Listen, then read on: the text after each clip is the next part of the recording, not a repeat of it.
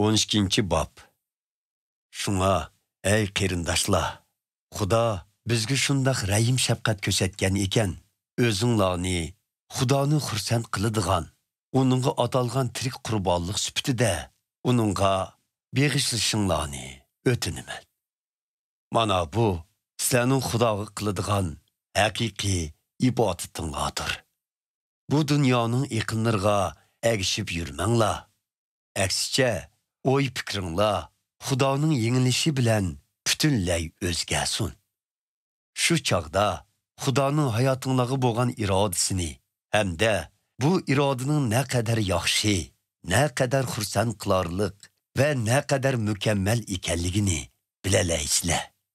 Xudoning mehr shafqati menga ato qilinganligi uchun har biringlarga shuni aytamanki, o'zinglarni ortiqcha baholamanglar.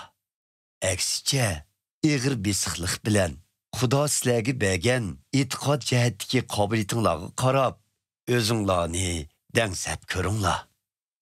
Bizning tenimiz ko'pligan a'zolardan tarkib topgan, hamda har bir a'zoyimizning o'xshash bo'lmagan roli bor. Shuningga o'xshash, biz e'tiqodchilar ko'p bo'lsaqmi, Ayso Masihga mansub bo'lganligimiz uchun hammamiz bir tan bo'lib, bir-birimizga bog'lanib turamiz. Hamda Xudoning bizga ato qilgan mehr shafqatiga asosan har birimizda o'xshash bo'lmagan qobiliyatlar bor bo'ladi. Agar Xudoning sizlarga bergan qobiliyati o'zining vahiyini yetkazish bo'lsa, uning sizlarga vahiy orqali so'zlayotganligiga ishonganinglardek, ishonch bilan bu vahiyni boshqalarga yetkazinglar. Xudoning sizlarga bergan qobiliyati boshqalarga xizmat qilish bo'lsa, xizmat qilinglar. Xudo to'g'risida ta'lim berish bo'lsa, ta'lim beringlar. Rag'batlantirish bo'lsa, rag'batlantiringlar. Ioni berish bo'lsa, chin ko'ngillar bilan ioni beringlar. Boshlamchilik qilish bo'lsa, mas'uliyatchanlik bilan boshlamchilik qilinglar. Rahim qilish bo'lsa, xushallik bilan qilinglar. Mehr muhabbatinglar saxta bo'lmasin. Yamanlıqdan yirgininglar. Yaxshi ishlarda chin turinglar. Bir-biringlarni qerindoshlarcha so'yib, o'zaro qizg'in bo'linglar. Boshqalarni o'zinglardan yuqori ko'rib, ularni hurmatlanglar. Qizg'inliginglar sovib ketmasin. Aksicha, o'tdek qizg'in qalbinglar bilan Rabbimizga xizmat qilinglar. Umid ichida shod-xuram yashanglar. Qiyinchiliklarga bardoshlik beringlar. Har vaqt duoda bo'linglar.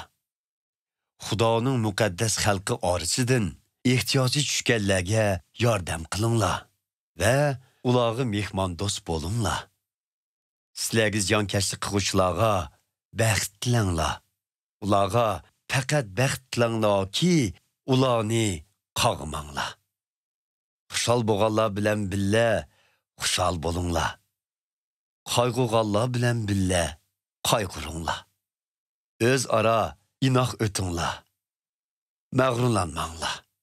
Aksicha, tuvan tabiqidagi kishilar bilan berish kelish qilinglar. Hargiz bilarman bo'lmanglar. Hech kimning yomonligiga yomonlik bilan javob qaytarmanglar. Ko'pchilik yaxshi deb qargan ishlarni ko'ngil qo'yib qilinglar. İmkoniyatning boricha ko'pchilik bilan inoq o'tinglar. Qadrli do'stlar, intiqom olmanglar. Buni Xudoga topshiringlar. Chunki muqaddas yozmalarda mundaq yozilgan. Parvardigor deydi-ki, intiqom olg'uvchi mendirman. Uni men cho'qim qilaman.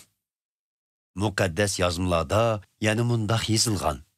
Düşmenin aş bo'lsa, uni to'ydir. Usg'an bo'lsa, qondir. Bunda qilish bilan uning yuzini chimilditib, uni xijolatchilikda qoldirsan. Sizlarmu intiqom elishning o'rniga shunday qilinglar. Demak, yomonlik oldida tiz bukmanglar. Yomonlikni yaxshilik bilan yenginglar.